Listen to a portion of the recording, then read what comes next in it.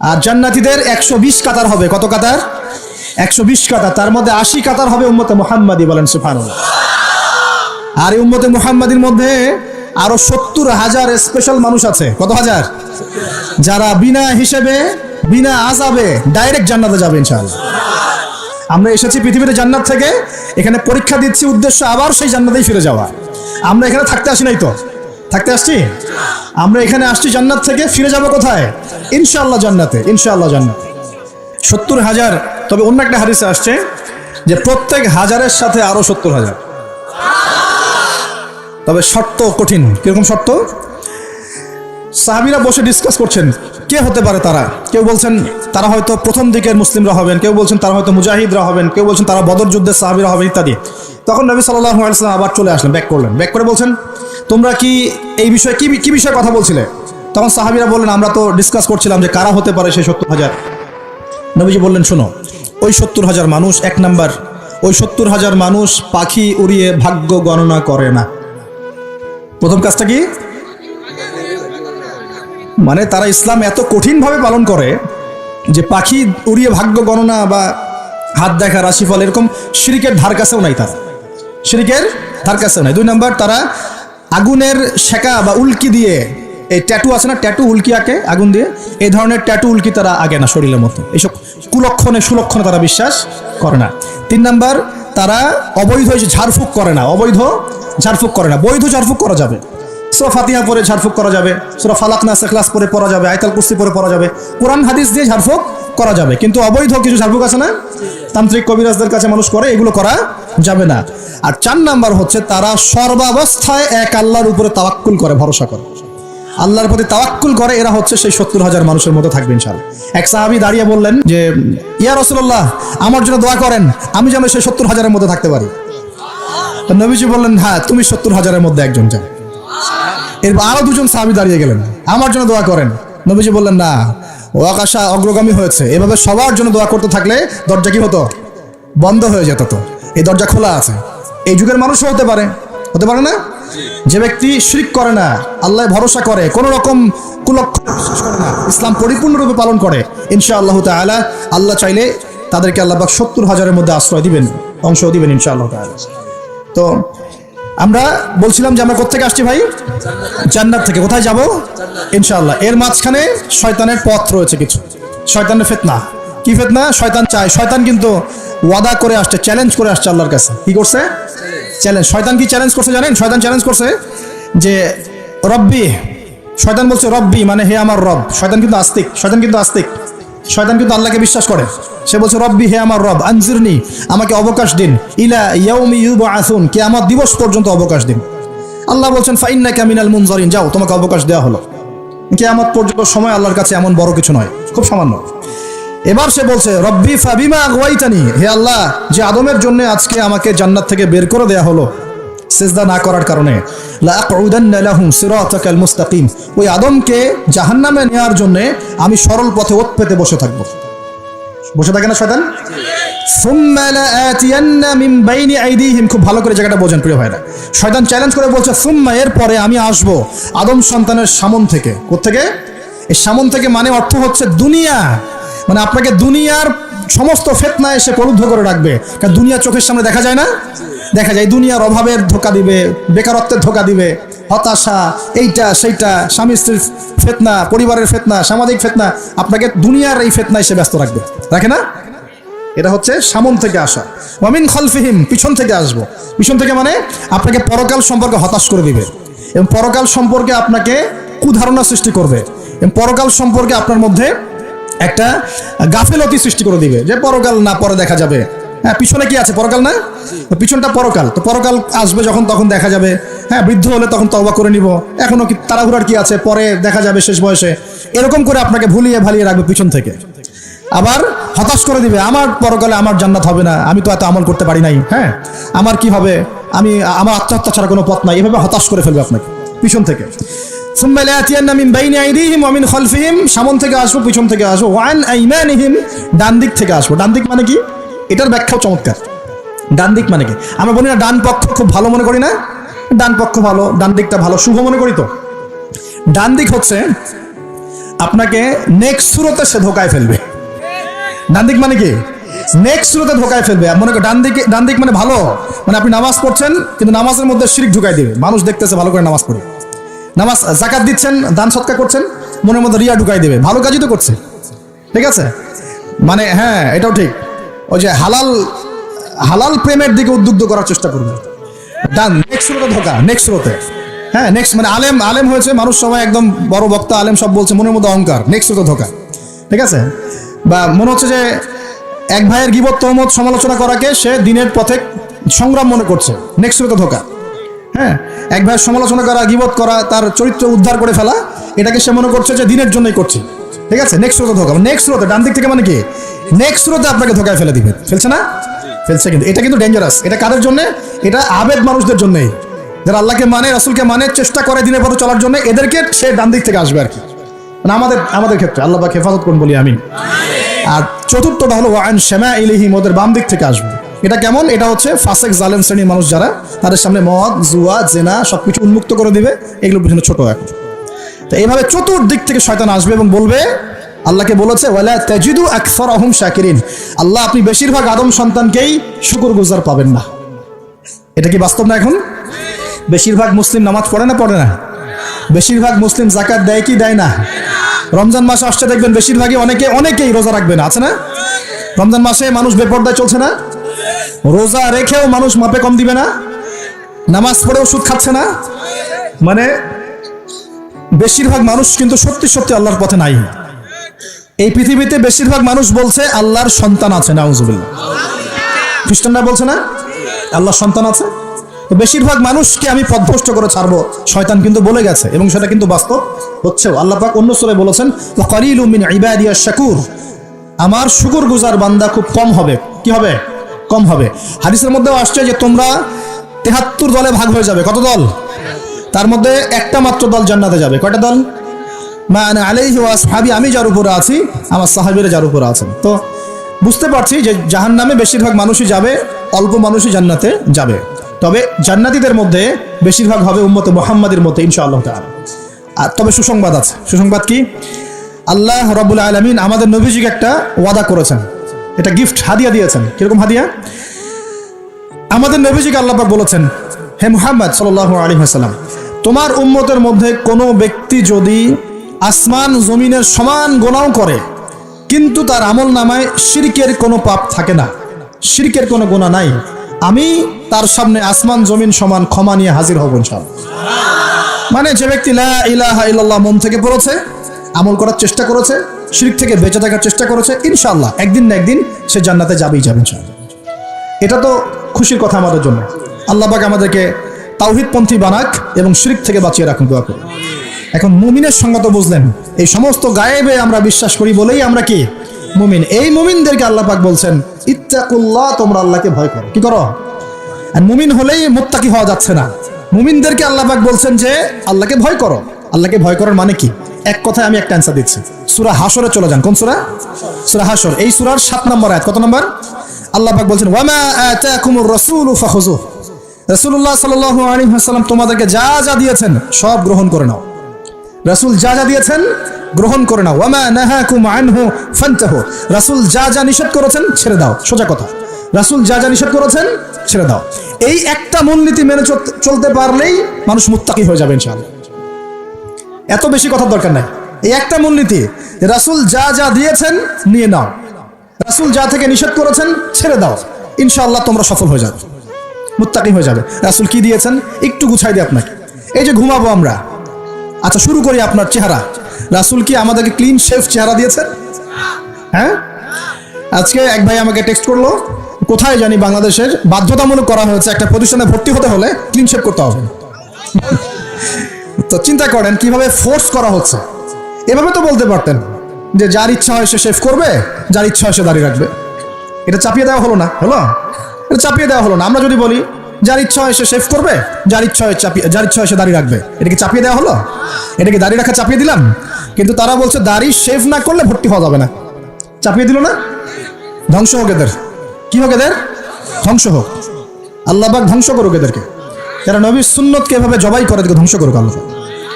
একটা মানুষ একা একা করে একটা জিনিস, একা একা সে করে, একা একা সে নিজের আমল মনে করে, তার কাছে মনে হয়, সে মনে করে হ্যাঁ এটা একটা গুনার কাজ করছি, একসময় ছেড়ে দেবো ইনশাল্লাহ, মনে করেন এমন মানুষ, এদেরকে আল্লাহ মাফ করে দিবেন ইনশাল্লাহ।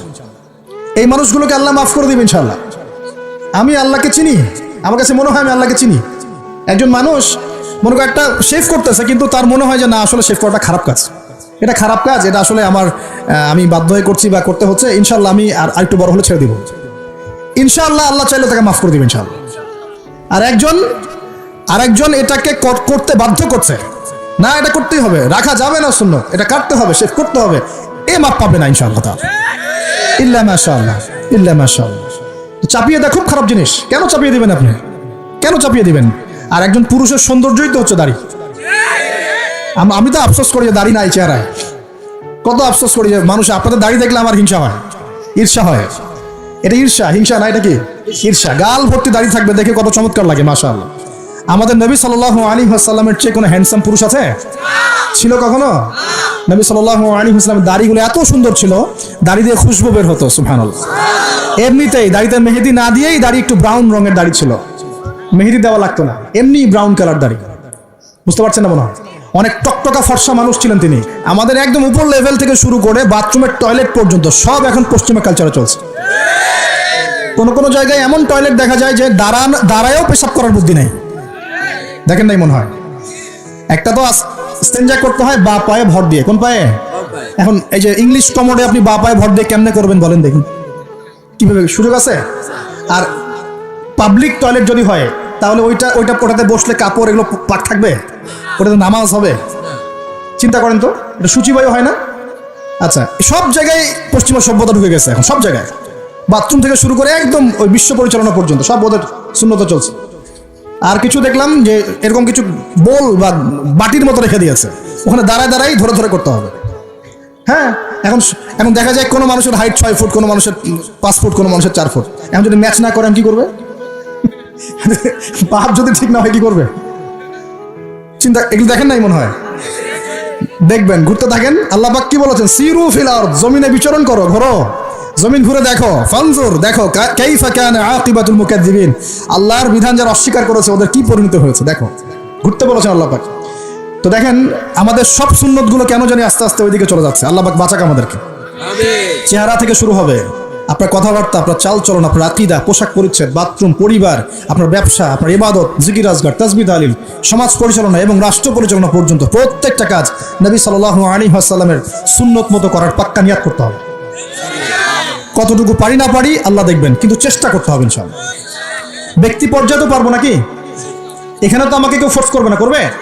আমি যদি দাড়ি ছেড়ে দেই কারো কিছু বলার আছে? আপনি যদি হালাল খান কেউ কিছু ফোর্স করবে আপনাকে? আপনি নামাজ ঠিক মতো পড়েন, রোজা রাখেন, তাসবিহ তাহলিল করেন, জিকির আজগার করেন, আপনার পরিবারের পর্দা কায়েম করেন, কেউ কি ফোর্স করবে আপনাকে? উপরের লেভেলে হয়তো আমরা ইম্পোজ করার ক্ষমতা আমাদের নাই, ওটা পরে। আগে ব্যক্তি জীবন ঠিক করেন, পরিবার ঠিক করেন, আপনার অর্থনীতি ঠিক করেন। ইনশাআল্লাহ তাআলা আল্লাহ পাক আমাদেরকে প্রকৃত মুত্তাকি বানিয়ে দিবেন ইনশাআল্লাহ। আল্লাহ বলছেন প্রকৃত মুত্তাকি হও। কেমন করে আল্লাহকে ভয় করো? হাক্কা তুকাতি, ভয় করার মতো ভয় করো। ভয় করার মতো ভয় মানে কি? জীবনের কিছু অংশে ইসলাম পালন করব, বাকি অংশে করব না, এমন? নাকি জীবনের প্রত্যেকটা ক্ষেত্রে ইসলাম পালনের চেষ্টা করব? কোনটা? জীবনের প্রতিটা ক্ষেত্রে আল্লাহ পাক আমাদের সবাইকে ইসলাম পালন করার তৌফিক দান করুন। আল্লাহকে ভয় করো, ভয় করার মতো করে ভয় করো। আরেকটা কথা বলেছেন আল্লাহ পাক, ওয়ালা তামুতুন্না ইল্লা ওয়া আনতুম মুসলিমুন, পরিপূর্ণ মুসলিম না হয়ে মৃত্যুবরণ। পরিপূর্ণ মুসলিম কি জিনিস? যে ব্যক্তি বেপর্দায় চলে, এক মহিলা, আবার মাশাআল্লাহ নামাজও পড়ে, পরিপূর্ণ মুসলিম হলো কি? একজন ব্যক্তি 5 ওয়াক্ত নামাজি মাশাআল্লাহ, কিন্তু টেবিলের নিচ দিয়ে ঘুষ নিচ্ছে, পরিপূর্ণ মুসলিম হলো? একজন ভাই রোজাদার মাশাআল্লাহ, রোজা রেখেছেন, কিন্তু রোজা রেখে ব্যবসা করছেন, মাপে কম দিচ্ছেন, পরিপূর্ণ মুসলিম হলো? একজন যুবক আল্লাহর জন্য কাজ করছে মাশাআল্লাহ, আবার এদিকে হারাম সম্পর্কে লিপ্ত, পরিপূর্ণ মুসলিম হলো কি? পরিপূর্ণ মুসলিমের সংজ্ঞা বোঝানোর জন্য কোনো ব্যাখ্যার প্রয়োজন নাই। পরিপূর্ণ মুসলিম মানে উদখুলু ফিস সিলমি কাফা, তোমরা ইসলামের হুকুম আহকামকে পরিপূর্ণরূপে গ্রহণ করো, ইসলামে পরিপূর্ণরূপে প্রবেশ করো, বাস। এখন একসাথে কি সব আমল করা যায়? যায় না, কিন্তু চেষ্টা তো করা যায় নাকি? আমরা শুরু করি, আমরা চেষ্টা করি, ব্যক্তি পর্যায় থেকে শুরু করি, পরিবারটা ঠিক করার চেষ্টা করি, হালাল খাওয়ার চেষ্টা করি, ইবাদত বাড়িয়ে দেই, দ্বীনের জ্ঞান অর্জন করি, ওলামায়ে কেরামের সোহবতে থাকি, আল্লাহর জিকির বাড়িয়ে দেই। ইনশাআল্লাহ তাআলা আল্লাহ পাক অনেক বড় জায়গায়ও নিয়ে যাবে ইনশাআল্লাহ তাআলা। আল্লাহ পাক আমাদের সবাইকে এই আয়াতটা বোঝার তৌফিক দান করুন। বলি আমাদের সবাইকে আল্লাহ পাক পরিপূর্ণ মুমিন হওয়ার তৌফিক দান করুন। ইমানের 6 পিলারের উপর বিশ্বাস করার তৌফিক দান করুন। এটাকে মুখে স্বীকার করার তৌফিক দান করুন, কাজেও বাস্তবায়ন করার তৌফিক দান করুন। আল্লাহ পাক আমাদেরকে পরিপূর্ণ মুত্তাকি বানিয়ে দেন, আল্লাহকে ভয় করার মতো করার তৌফিক দান করেন এবং পরিপূর্ণ মুসলিম হওয়ার তৌফিক আল্লাহ পাক দান করেন। তাহলে 2টা এক্সাম্পল দিয়ে আমি শেষ করব। পরিপূর্ণ মুসলিমের এক্সাম্পল আল্লাহ পাক দিয়েছেন ইব্রাহিম আলাইহিস সালামের মতো। কোথায়? ইব্রাহিম আলাইহিস সালামের স্ত্রীকে এবং সন্তানকে আল্লাহ পাক বলছেন রেখে আসো ওই মক্কার জনমানব শূন্য জায়গায়। ওই মক্কায় কোনো মানুষ ছিল, কোনো খাবার, কোনো পানি? ইব্রাহিম আলাইহিস সালাম কি বলেছিলেন আল্লাহ আমি কেন তাকে এখানে রেখে আসবো? কি যুক্তি এর পিছনে, কি লজিক, কি সায়েন্স বলেছিলেন? নাকি আল্লাহ পাক বলেছেন বাস আমল করেছেন? সামি'না ওয়া আতা'না, শুনলাম মানলাম, শুনলাম মানলাম, শুনলাম মানলাম, এর নাম ইসলাম। কোনো প্রশ্ন করা যাবে না। প্রত্যেকটা প্রশ্নের উত্তর আছে ঠিকই, প্রতিটা প্রশ্নের উত্তর ঠিকই আছে, কিন্তু সব উত্তর বোঝার জ্ঞান আল্লাহ পাক আমাকে দেন নাই। নামাজ যে আল্লাহ পাক করতে বলেছেন, নামাজ পড়লে আমরা পরকালে জান্নাতে যাব ইনশাআল্লাহ, ইনশাআল্লাহ নামাজ পড়ার মধ্য দিয়ে আমাদের সমাজের ঐক্য হবে ইত্যাদি অনেক ব্যাপার আছে। আপনার ফিজিক্যালও অনেক উপকার আছে, নামাজ পড়লে শারীরিক অনেক উপকারও আছে, কিন্তু সবকিছু তো আর ব্যাখ্যা করার প্রয়োজন নাই। আল্লাহ বলেছেন করো, নিশ্চয়ই এর মধ্যে কল্যাণ আছে, ব্যাস। আল্লাহ বলেছেন জাকাত দাও, জাকাত দিতে আল্লাহ বলেছেন দিতে হবে। এটা কেন দিব? আল্লাহ কি অন্যকে খাওয়াতে পারেন না? আমাকে খাওয়াতে হবে কিনা, এত যুক্তি তর্কের দরকার নাই। আল্লাহ পাক জাকাত দিতে বলেছেন, নিঃসন্দেহে এর পিছনে অর্থনৈতিক সমৃদ্ধি আছে। আল্লাহ বলেছেন রমজান মাসে রোজা রাখো, এটা এটা এটা রাখলে আধ্যাত্মিক অর্জন হবে, তাকওয়া অর্জন হবে। আমরা রমজান মাসে তারাবি পড়ি, ইবাদতের মৌসুম, কোরআন খতম দেই, আমরা জিকির করি, অন্যকে ইফতার করাই, জাকাত দেই, সাদকাতুল ফিতর দেই, কত ইবাদত করি রমজান মাসে। আল্লাহ পাক করতে বলেছেন, এর পিছনে আরো অনেক কল্যাণ আছে, হয়তো আমরা জানি না। আমার শরীরে হয়তো এমন অনেক সমস্যা হতো যেটা রমজান মাসে রোজা রাখার ফলে শরীর ঠিক হয়ে গেছে, হবে না? অজু করি, আমরা অজু করি পবিত্রতা অর্জন করার জন্য, নামাজের জন্য, কিন্তু এই অজু করার বদৌলতে অনেক ভাইরাস ব্যাকটেরিয়া থেকে আল্লাহ আমাদেরকে বাঁচান, বাঁচান না? সব কিছুর পিছনে কোনো না কোনো কারণ আছে, সব কারণ হয়তো আমার জানা নাই। এই জন্য আল্লাহ পাক বলেছেন সামি'না আতা'না, এর নাম মুসলিম। শুনলাম মানলাম, এর নাম মুসলিম। সব এত প্রশ্ন করা যাবে না, ওইটা কেন, এইটা কেন, পর্দা কেন, এই যুগে পর্দা কেন, ইসলামের চোরের হাত কাটার বিধান কেন? কেন হাত কাটার বিধান? এই এলাকায় যদি একটা চোরকে সবার সামনে হাত কেটে দেয় কেউ, এলাকায় চুরি বাড়বে না কমবে? কি মনে হয় আপনাদের? আর যদি তাকে বিভিন্ন ফাঁক করে বের করে দেন, ছেড়ে দেন, চুরি আরো বাড়বে না কমবে? আরো বাড়বে, আরো বাড়বে। ও দেখবে যে ধর্ষণ করলে কোনো শাস্তি নাই, আরো করবো। মদ খাইলে কোনো শাস্তি নাই, আরো খাবো। চুরি করলে কোনো শাস্তি হয় না, আরো করবো। বাস এই তো বাড়তেই আছে দিন দিন এগুলা। আর যদি সবার সামনে ধরে একটা ধর্ষককে ফাঁসি দিয়ে দেন, আর ভয়ে কেউ ধর্ষণ করার চেষ্টা করবে না। আল্লাহ পাকের বিধান প্রতিটাই কল্যাণকর। এখন মানুষকে এগুলো বোঝাতে হয়। আফসোস, কিছু মানুষ বলে ভাই সব জায়গায় ধর্ম টেনে আনবেন না। সব জায়গায় ধর্ম টেনে আনবো না মানে কি? সব জায়গায় আপনার মন গড়া বিধান টেনে আনবেন না, সব জায়গায় ধর্ম ঠিকই চলবে। আমাদের এটা কি শুধু ধর্ম না, জীবন ব্যবস্থা? জীবন ব্যবস্থা কি পুরো জীবন কেন্দ্রিক হয় না? এখানে ব্যক্তি জীবনের হেদায়েত নাই, এখানে পারিবারিক হেদায়েত নাই, অর্থনৈতিক হেদায়েত নাই, সামাজিক হেদায়েত নাই। তাহলে সব জায়গায় ইসলাম চলবে না কেন? কেন চলবে না? এটাই হলো আমাদের এখনকার বিশ্বের চ্যালেঞ্জ। এই জায়গায় সবাইকে আবার পরিপূর্ণ মুসলিম হওয়ার তৌফিক আল্লাহ পাক দান করুন বলি আমি। আরেকটা এক্সাম্পল দিব। হ্যাঁ, সন্তানকে কুরবানি করতে বলেছেন আল্লাহ পাক, মনে আছে? ইব্রাহিম আলাইহিস সালামকে বলেছিলেন কেন এই ছোট্ট বাচ্চাটাকে হত্যা করব, জবাই করব? আল্লাহ পাকের হুকুম এসেছে, চোখ বন্ধ করে পালন করতে গিয়েছে। আল্লাহ পাক তো চান নাই যে সন্তানকে হত্যা করা হোক। আল্লাহ পাক পরীক্ষা নিয়েছেন, আল্লাহ পরীক্ষা নিয়েছেন। ওই স্মৃতি কিয়ামত পর্যন্ত মানুষ ঈদুল আজহায় পালন করে না? শুধুমাত্র ওই স্মৃতির ফলে দেখবেন কোটি কোটি মিলিয়ন মিলিয়ন মানুষের পেটের মধ্যে খাবার যায়। ওই যে কুরবানি দেয়, খেয়াল করে দেখবেন, তাই না? কোটি কোটি মানুষ সেই গোশত খায় না? একটা ঘটনাকে দিয়ে আল্লাহ রাব্বুল আলামিন কিয়ামত পর্যন্ত মিলিয়ন বিলিয়ন মানুষকে খাওয়ানোর ব্যবস্থা করেছেন। এটাই একমাত্র ব্যাখ্যা নয়, আমি জাস্ট একটা ব্যাখ্যা করলাম, আরো অনেক ব্যাখ্যা আছে। এটা একটা পরীক্ষা। আল্লাহ রাব্বুল আলামিনের প্রতিটা বিধানই মানবতার কল্যাণে। চোখ বন্ধ করে বিশ্বাস করলে সে মুসলিম। আল্লাহ পাক এটাই বলছেন, ওয়ালা তামুতুন্না, ভুলেও মৃত্যুবরণ করো না।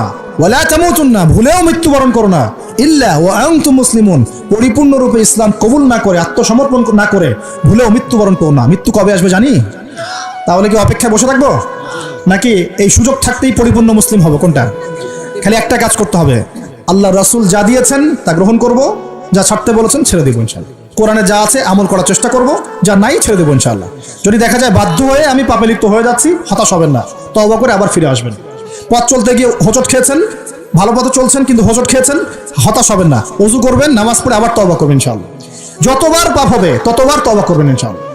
আল্লাহ পাক আমাদের চেষ্টা দেখবেন ইনশাআল্লাহ। আমল দিয়ে কেউ জান্নাতে যাবে না, আমল দিয়ে কেউ জান্নাতে যেতে পারবে না। আল্লাহ পাক যাকে রহম করবেন, দয়া করবেন, শুধু সে ব্যক্তি জান্নাতে যাবে ইনশাআল্লাহ। আর ইনশাআল্লাহ যদি আমরা চেষ্টা করি, মন থেকে 100% চেষ্টা করি, ইনশাআল্লাহ আল্লাহ পাক ওই চেষ্টার ওসিলায় হলেও আমাদেরকে মাফ করে দেবেন ইনশাআল্লাহ। আমরা আশাবাদী আল্লাহ পাক আমাদের সবাইকে ক্ষমা করবেন ইনশাআল্লাহ তাআলা।